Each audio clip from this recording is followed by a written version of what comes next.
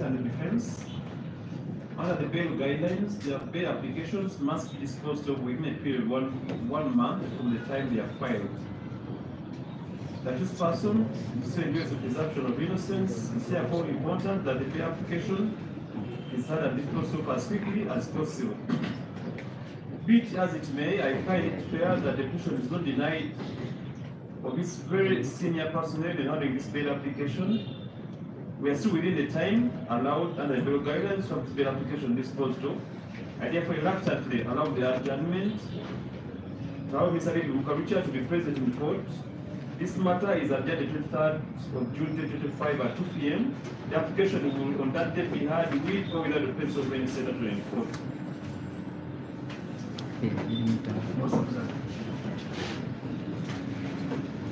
It's 2 p.m.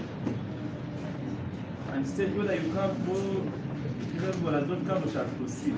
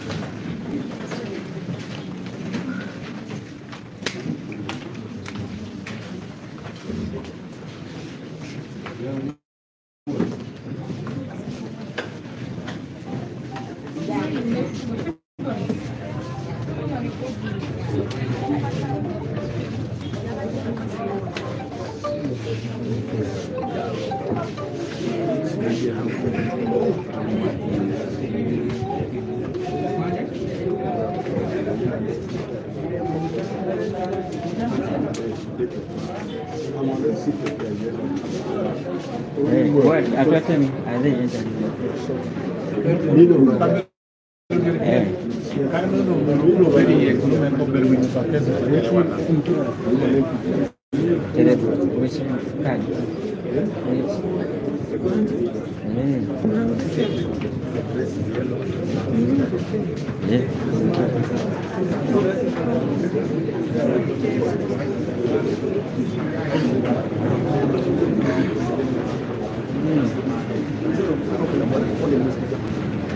Ngapa? Yeah, I've seen that. I'm coming.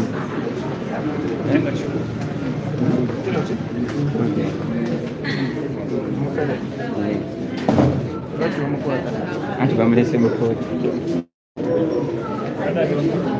Canso. Onde é que vamos cortar? Aqui no campo. São mídias.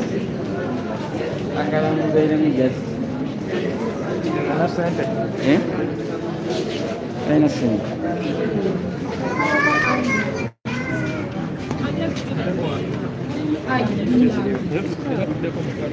Council, where are you going to brief people from?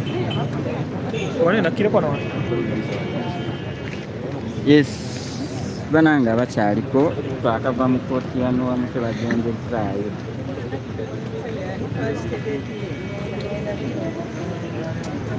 Mandi sebo bachaliko.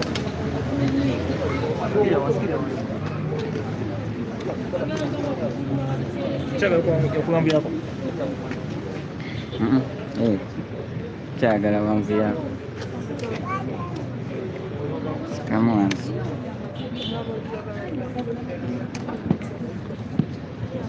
fikamu wansi.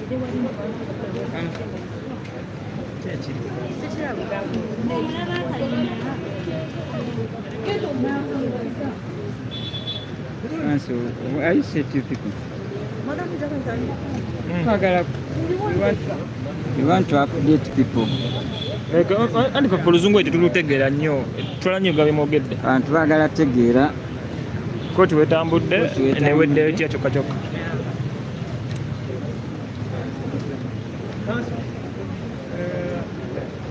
Just the some other state and Banji. Kali what Kalami said. Simple. Elinyanze Juliet Nanteza. Elinyanze Juliet Nanteza. Lawyer ba Mitala Nuwa, nga Mitala Nuwa baba charginga emisango egiwerako ngali ne Twine Charles. Olunaku olwaleero okuva etwali mu kooti nga 6 June about 2 weeks ago nga wayise weeks 2 omukyaka ngenda kuddamu kati ebisose temubifuna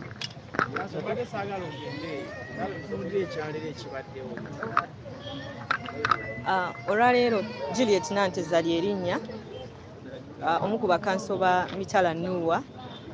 Olwaleero tukomye mu kooti nga twali twateekamu okusaba kwaffe weeks 2 eziyise era kooti ne adjourningibwa okubanga tudda olwaleero okuwulira oba okuwulira state okuddamu kwaffe kwe twali tusabye era twali tusabye nga tusabye bail oba omuntu waffe okweyimirirwa.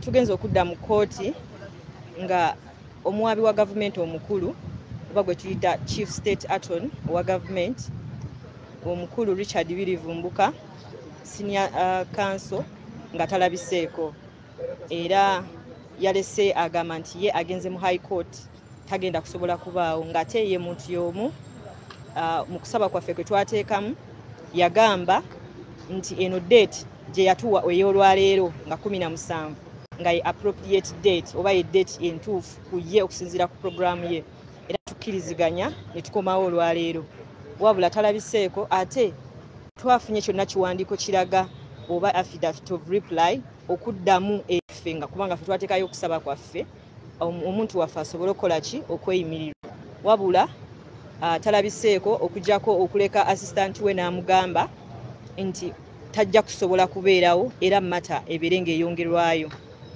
Twongedde okwogera n'omulamuzi nga tumulaga obwetaavu obulaga nti omuntu chief state attorney waba taliiwo ng'ate yennyini yasaba eyo date omusago gusobola okugenda mu maaso era bail application neewulibwa wabula omulamuzi akkiriziganyizza ne state abaddewo era n'agamba omusango n'agwongezaayo paka nga 23 n'olwekyo tugenda koma wano nga 23 ye Monday ya wiiki ejja n'ekino kiraga obutali bwenkanya eriffe abantu ba bulijjo kubanga omuntu okweyimirirwa ddembe lye ery'obwebanga erimuweebwa nti nja kweyimirirwa singa mbanga nina ebinjogerako ebituufu kuba wetunuulira emisango egivunaano abantu bano si gye emisango egiri awo egy'amaanyi so kitegeeza nti emisango giri bailable basobola okuba nga bagyeyimirira n'olwekyo ekyo tekituyisiza bulungi nga ffe nti ffe tuli beetegefu bulungi nnyo naye ate state yalagidde ddala nti tasobola kubeerawo nitulaba nti akikoze intentionally obutabaawo abantu baffe okuba nga naddala Mitala Nuwa afuna obwenkanya era kati tugenda kulinda okulaba nga 23 n'okulinda okutuuka nga 23 ate nga gwe muzeegwe okuba nga taddamu reply oba ta reply nga ku bails tuba tutaddeyo wabula araawo okuddamu n'olwekyo atusabye tugumiikirize era tugenda kulinda nga 23 nitwongera okulaga obutali mu mativu obwa state oba omuwabi wa gavumenti obutakwasa nsonga z'abuntu na mbeera z'abantu ziwaamu kitiibwa nti buno obulamu bwa muntu ate ddembe lye okubanga afuluma kubanga omuntu yenna ateekeddwako emisango egiba gimuvunaana nga constitution yaffe bwetulambika egamba nti omuntu yenna avunaana omusango abeera talina musango kujjako nga avuddeyo nakkiriza omusango oba kooti n'emusango kubanga alina omusango naye ekitali ekyo aba talina musango ate era constitution yemu akawaayiro 23 ega nti omuntu oyo avunaana omusango alina eddembe ly'okweyimirirwa n'olwekyo ffe ng'omuntu waffe abamweyimirira bonna we bali basurities abali substantion byonna ne bibakwatako naye state bwate bwasazeeyo katulinde nga 23 tulabe nga omuntu waffe tufuna obwenkanya mwebale nnyo mwebalire ddala Juliet Nanteza tweyaza nnyo nalebo Juliet Nanteza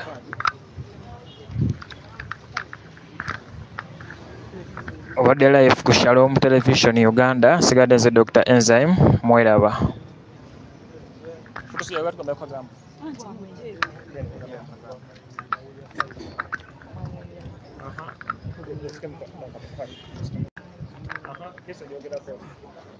kesi kyenjogerako luli twali wano ne batugamba tukomewo kuzina ennaku z'omwezi era nga tutaddeyo okusaba okweyimirirwa eri bannaffe naye olwaleero batugambye setaliiwo era ne batugamba tudde ng'ennaku z'omwezi ezo ze batuwadde naye nga bino ebintu bibadde nga bibaawo tubadde nga tubiraba naye tusabe Mukama obusibe bukoma era kijja kuggwa.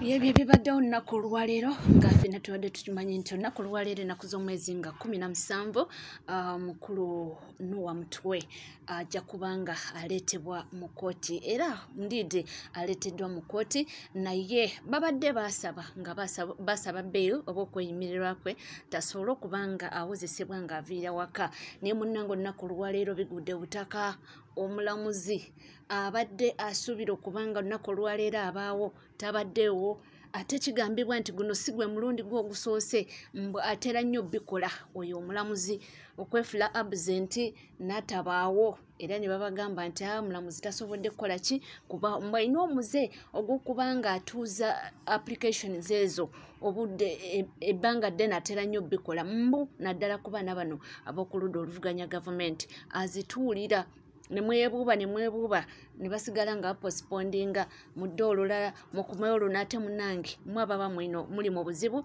era kibakakatako okubanga mukomawo so webityo webibadde eyo nako olwaleero ate nkutwaleko ewampuga munange miranga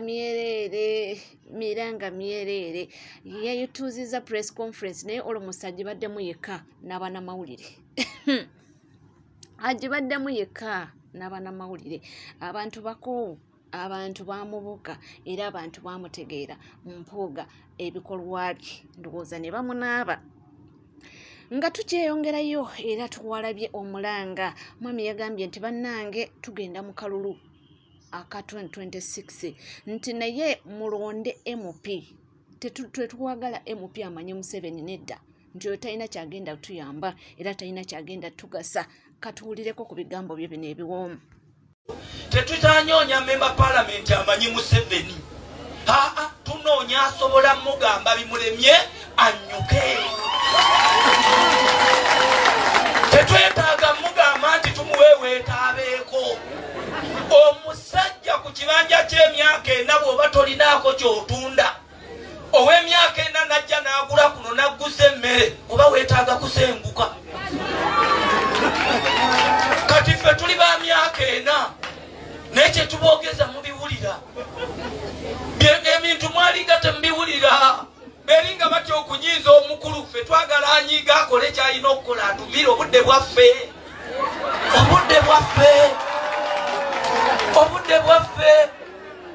olwaleero njagala kubuulira toyinza kubanga Kyagulanyi yakuli ku mutima ate n'olonda abo bempulidde oba obaagazaaki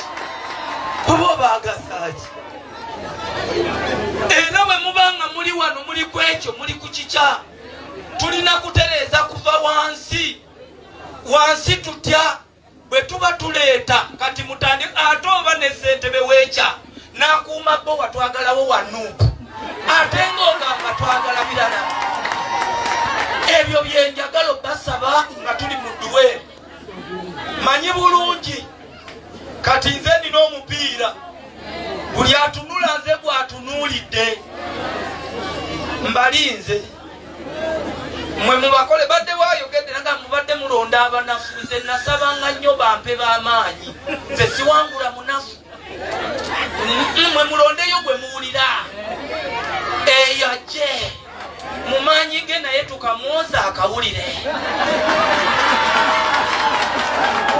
ate twasanjazi ng'oleeta giraasi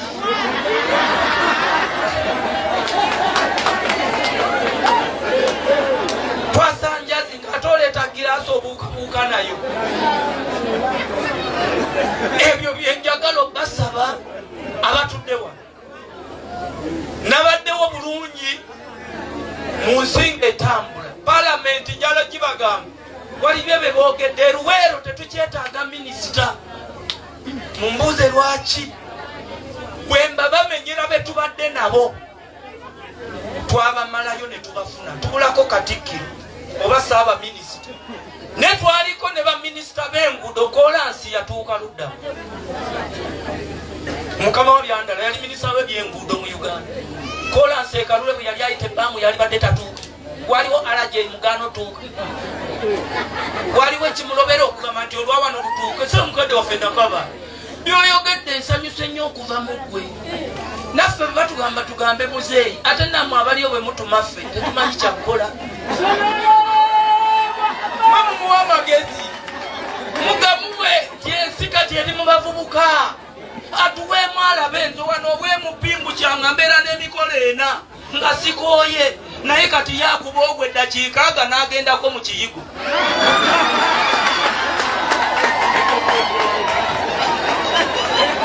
ajje ensi eri walala kati oyo olwaleero tayinza pulaningira ffe ebyenjigiriza wano baminisita tubadde nabo olwaleero era mujja kwebalamu ekeeyo olwaleero tubadde ne minisita amasannyalaze wano endaga atuuka Saida Bumba yaveeno ebyenfuna Saida Bumba yali minisita wa finance eno kyekyakyuka olwaleero tubadde ne minisita Kisamba Mugerwa yaleka yendowooza atuwadde ebitooke kwe tukyali emmere naye abo baminisita kati awo twavaawo twagala asobola kukyanga kulaba ng'oli amuddusa 9 naye asuule wakati tulabe gye tutwala Uganda awo wendi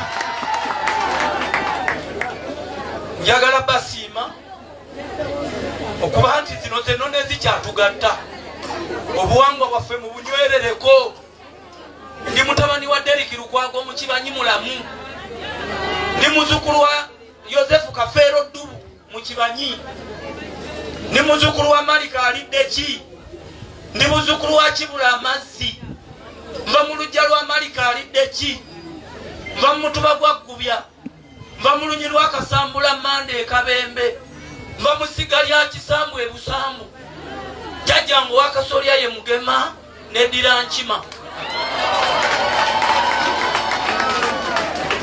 mama wange ye mugenzi Naziwa Efulance agalamidde Kalwe e Bulemeezi obuuyo obwo mwala wa Muyanja Jasper agalamidde Naalongo obuuyo obwo ndi Wanyonyi be bampa ebbeere ennono zaffe temuzeerabira kino kyekitufuula ekyenjawulo era temuzisuula kyekitulesewa mwebyo era njagala bakakasa ti nga tuli mu Buganda waliwo bye tulina okukakatibwako okubeera temubyerabira ababajjamu enjala mubalaba bwe bajja wano ne bakuba ebipande temulowooza nti werabidde abatuyigiriza olunyankole ku mpaka nabo tubalaba era be bali ku bipande ebya kyenvu temujja wano bawana mujja bagabi bakola bituufu si bituufu era tulina bawummuza kuva ku kyalo paka mitala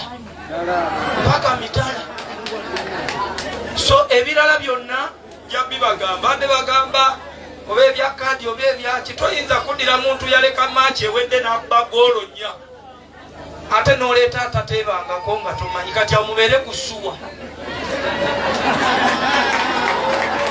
era ekyo temuddayo nokyogerako mbw'ate kaadi oba ki naleka luli maaki ttiimu y'abanoonyi ku byennya kati mbula ye mungi kuba ey'okunjinyule. NCK TV teweerabira kubanga osubscribinga, ringinga that notification bell, sharinga, likinga, amawulire gakyali mangi nnyo nyini ddala gwe tuula butuuzikalira nywera ebisigadde byonna byonna ojja kubanga obifuna era tujja kubanga tubikutuusaako gakyali mangi era bingi nnyo ebiri mu sitooko sigala naffe tova.